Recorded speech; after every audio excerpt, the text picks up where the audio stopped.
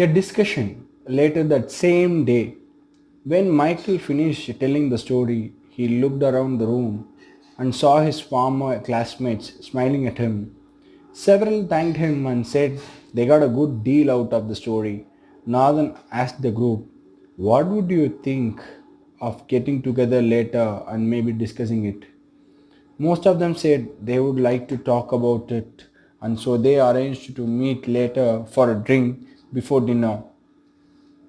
That evening, as they gathered in a hotel lounge, they began to kid each other about finding the cheese and seeing themselves in the maze. Then Angela asked the group, good naturedly, "So, who are you in the story?" Sniff, scurry, hem, ha. Carlos answered, "Well, I was thinking about that this afternoon. I clearly remember a time before I had my sporting goods business when I had a rough encounter with change. I wasn't sniff. I didn't sniff out the situation and see the change early. And I certainly wasn't scary. I didn't go into action immediately. I was more like him, who wanted to stay in the familiar territory. The truth is, I didn't want to deal with the change. I didn't even want to see it." Michael, who felt like no time had passed since he and Carlos were close friends in school, asked, "What are we talking about here, buddy?" Carlos said, "An unexpected change of jobs." Michael laughed. "You were fired? Well, let's just say I didn't want to go out looking for new cheese. I thought I had a good reason why change shouldn't happen to me. So I was pretty upset at that time." Some of the former classmates who had been quiet in the beginning felt more comfortable now and spoke up, including Frank, who had gone into the military. "Him reminds me of a friend of mine," Frank said. "His department was closing down, but he didn't want to see it. They kept relocating his people. We all tried to talk to him about the many other opportunities that existed in the company for those who wanted to be flexible, but he didn't think he had to change. He was the only one who was surprised when his department closed. Now he is having a hard time adjusting to the change he didn't think should happen." Jessica said, "I didn't think it should happen to me either, but my cheese has been moved more than once, especially in my personal life, but we can get to that later." Many in the group laughed, except Nathan. "Maybe that's the whole point," Nathan said. "Change happens to all of us." He added, "I wish my family had heard the cheese story before this. Unfortunately, we didn't want to see the changes coming in our business. And now it's too late. We are having to close many of our stores." This surprised many in the group because they thought Northern was lucky to be in a secure business he could depend on year after year. "What happened?" Jessica wanted to know. "Our chain of small stores suddenly became old fashioned when the mega store came to town with its huge inventory and low prices.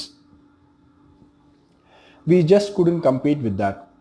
I can see now that instead of being like Sniff and Scurry, we were like him. We stayed where we were and didn't change. We tried to ignore what was happened, and now we are in trouble. We could have taken a couple of lessons from Ha, because we certainly couldn't laugh at ourselves and change what we are doing." Lara, who had become a successful businesswoman, had been listening but had said very little until now. "I thought about the stories afternoon too," she said. I wondered how I could be more like her and see what I am doing wrong, laugh at myself and change and do better. She said, I'm curious. How many here are afraid of change? No one responded, so she suggested, how about a show of hands? Only one hand went up. Well, it looked like we have got one honest person in our group, she said, and then continued. Maybe you will like this next question better. How many are here think other people are afraid of change? Practically everyone raised their hands. Then they all started laughing. What does that help? What does that tell us? Denial. Denial? Nathan answered. Sure, Michael admitted. Sometimes we are not even aware that we are afraid. I know I wasn't.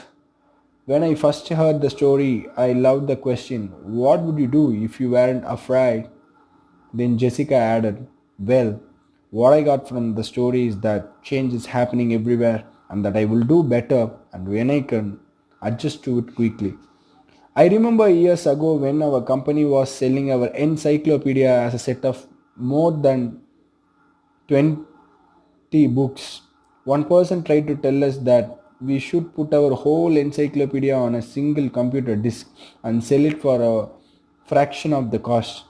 It would be easier to update, would cost us so much less to manufacture, and so many more people could afford it, but we all resisted.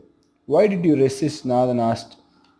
Because we believe then that the backbone of our business was our large sales force who called on people door to door, keeping our sales force depended on the big commissions they earned from the high price of our product. We had been doing this successfully for a long time and thought it would go on forever. Laura said, maybe that's what it meant in the story, but Hammond has arrogance of success. They didn't notice they needed to change what had once been working. Nathan said, so you thought your old cheese was your only cheese? Yes, and we want to hang on to it. When I think back on what happened to us, I see that's not just that they moved the cheese, but that the cheese has a life of its own and eventually runs out. Anyway, we didn't change, but a competitor did, and our sales fell badly. We have been going through a difficult time. Now, another big technological change is happening in the industry, and no one at a company seems to want to deal with it. It doesn't look good. I think I could be out of a job soon. It's a mess time. Carlos called out. Everyone laughed, including Jessica. Carlos turned to Jessica and said, it is good that you can laugh at yourself. Frank offered. That's what I got out of the story. I tend to take myself too seriously. I noticed how Hart changed when he could finally laugh at himself and what he was doing. No wonder he was called Ha. The group groaned at the obvious play on words. Angel asked, do you think that Hem ever changed and found new cheese? Elaine said, I think he did. I don't, Corey said. Some people never change and they pay a price for it. I see people like him in my medical practice. They feel entitled to their cheese. They feel like victims when it's taken away and blame others. They get sicker, they get sicker than people who let go and move on. Then Nathan said quietly, as thought he was talking to himself, I guess the question is, what do we need to let go of and what do we need to move on to? No one said everything for a while, I must admit, Nathan said. I saw what was happening with the stores like ours in the other parts of the country, but I hoped it wouldn't affect us. I guess it's a lot better to initiate change while you can than it is to try to react and adjust to it. Maybe we should move our own cheese. What do you mean? Frank asked. Nathan answered, I can't help but wonder where we would be today if we had sold the real estate under all our old stores, built our great modern store to compete with the best of them. Lara said, maybe that's what Ha meant when he wrote on the wall. Savor the adventure and move with the cheese. Frank said, I think some things shouldn't change. For example, I want to hold on to my basic values, but I realize now that I would be better off if I had moved with the cheese a lot sooner in my life. Well, Michael, it was a nice little story. Richard, the classic skeptic said, but how did you actually put into use in your company? The group didn't know it yet, but Richard was experiencing some changes himself. Recently separated from his wife, he saw now trying to balance his career with the raising his teenagers. Michael replied, I thought my job was just to manage the daily problems as they come up, when what I should have been doing was looking ahead and paying attention to where he were going. And boy, did I manage those problems 24 hours a day. I wasn't a lot of fun to be around. I was in a rat race and I couldn't get out. Lara said, so you were managing when you needed to leading. Exactly, Michael said. Then, when I heard the story of Who Moved My Cheese, I realized my job was to paint a picture of a new cheese that we would all want to pursue so we could enjoy changing and succeeding, whether it was at work or in life. Nathan asked, what did you do at work? Well, when I asked the people in our company who they were in the story, I saw we had every one of the four characters in our organization. I came to see that the sniffs and scurries, hems, haws, each needed to be treated differently. Our sniffs could sniff out changes in the marketplace, so they helped us update our corporate vision. They were encouraged to identify how the changes could result in a new products and services our customers would want. The sniffs loved it and told us they enjoyed working in a place that recognized the change and adapted in time. Our scurries liked to get things done. So they were encouraged to take actions based on the new corporate vision. They just needed to be monitored so they didn't scurry off in the wrong direction. They were then rewarded for actions that brought us a new cheese. They liked working in a company that valued action and results. What about the hems and haws? Angela asked. Unfortunately, hymns were the anchors that slowed us down, Michael answered. They were either too comfortable or too afraid to change. Some of our hymns changed only when they saw the sensible vision we painted that showed them how changing would work to their advantage. Our hymns told us they wanted to work in a place that was safe, so that change need to make sense to them and increase their sense of security. When they realized the real danger of not changing, some of them changed and did well, and the vision helped us to turn many of our hymns into harsh. What did you do with the hymns who didn't change? Frank wanted to know. We had to let them go, Michael said sadly. We wanted to keep all our employees, but we know if our business didn't change quickly enough, we would all be in trouble.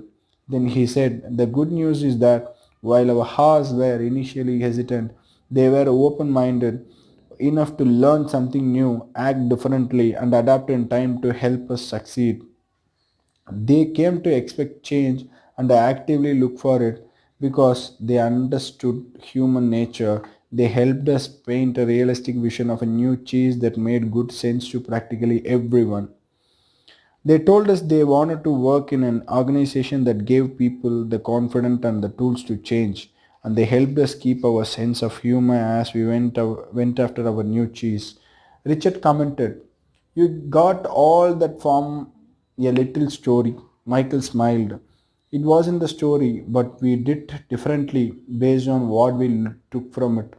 Angela admitted, I am a little bit like him. So for me, the most powerful part of the story was when Hall laughed at his fear and went on to paint a picture in his mind where he saw himself enjoying new cheese.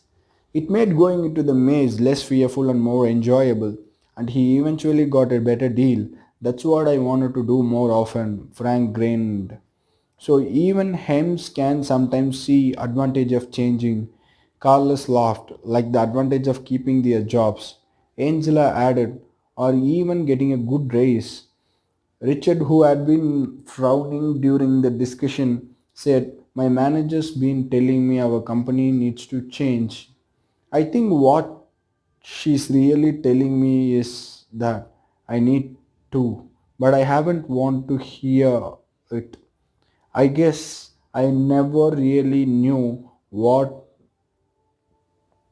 the new cheese was that she was trying to move us to, or how I could gain from it.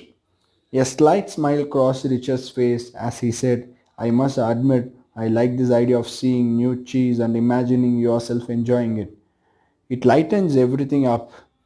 When you see how it can make things better, you get more interested in making change happen. Maybe I could use this in my personal life, he added. My children seem to think that nothing in their lives should ever change. I guess they are acting like him. They are hungry. They are probably afraid of what the future holds. Maybe I haven't painted a realistic picture of a new cheese for them, probably because I don't see it myself. The group was quiet as several people thought about their own lives. Well,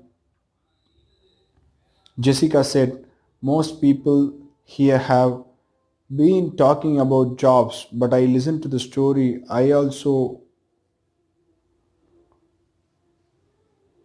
thought about my personal life. I think my current relationship is old cheese that has some pretty serious mold on it. Corey laughed in agreement. Me too. I probably need to let go of the bad relationship. Angela countered. Or perhaps the old cheese is just old behavior. What we really need to let go of is the behavior that is the big cause of our bad relationships. And then move on to a better way of thinking and acting. Ouch! Corey reacted. Good point. The new cheese is a new relationship with the same person. Richard said, I'm beginning to think there is more to this than I thought. I like the idea of letting go of old behavior instead of letting go of the relationship. Repeating the same behavior will just get you the same results. As far as work goes, maybe instead of changing jobs, I should be changing the way I am doing my job. I would be probably have a better position by now if I did.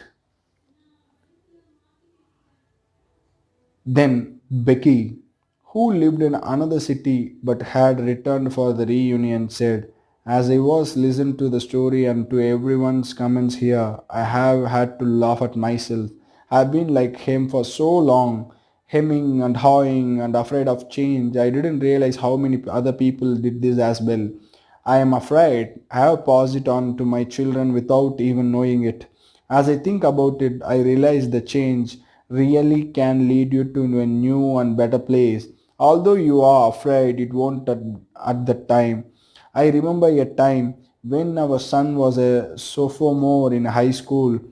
My husband's job required us to move from Illinois to Vermont, and our son was upset because he had to leave his friends. He was a star swimmer, and the high school in Vermont had no swim team. He was angry with us for making him move.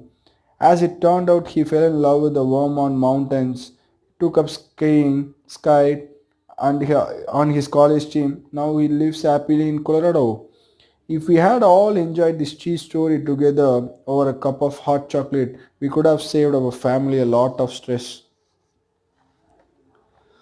Jessica said, I'm going home to tell my family this story. I'll ask my children who they think I'm, sniff scurry, him or her, and who they feel they are.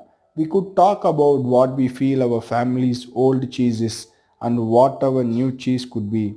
That's a good idea. Richard said, surprising everyone, even himself. Frank then commented, I think I'm going to be more like a ha and move the cheese and enjoy it. And I am going to pass the story along to my friends who are worried about leaving the military and what the change might mean to them. It could lead to some interesting discussions. Michael said, well, that's how we improved our business. We had several discussions about what we got from the cheese story, how we could apply it to our situation. It was a great because we had language that was fun for us to use to talk about how we were dealing with the change. It was very effective, especially if we spread deeper into the company. Northern asked, what do you mean by deeper? Well, the further we went in our organization, the more people we found who felt they had less power. They were understandably more afraid of what change imposed from above might do them, so they resisted change. In short, a change imposed is a change opposed. But when the cheese story was shared with literally everyone in our organization, it helped us the change the way we looked at change. It helped everyone laugh or at least smile at their old fears and want to move on. I only wished I would heard the cheese story sooner, Michael added.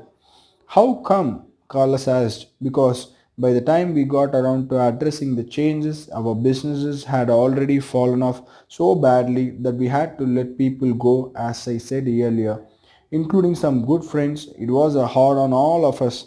However, those who stayed and most of those who left said the cheese story helped them see things differently and eventually cope better. Those who had to go out and look for a new job said it was hard at first, but recalling the story was a great help to them. Angela asked what helped them most. Michael replied, after they got past their fear, they told me that best thing was realizing that there was a new cheese out there just waiting to be found. They said holding a picture of new cheese in their minds, seeing themselves doing well in a new job, made them feel better and helped them do better in a job interviews. Several got better jobs. Lara asked, what about people who remained in your company? Well, Michael said, instead of complaining about the changes that were happening, people now said they just moved our cheese. Let's look for the new cheese. It saved a lot of time and reduced the stress.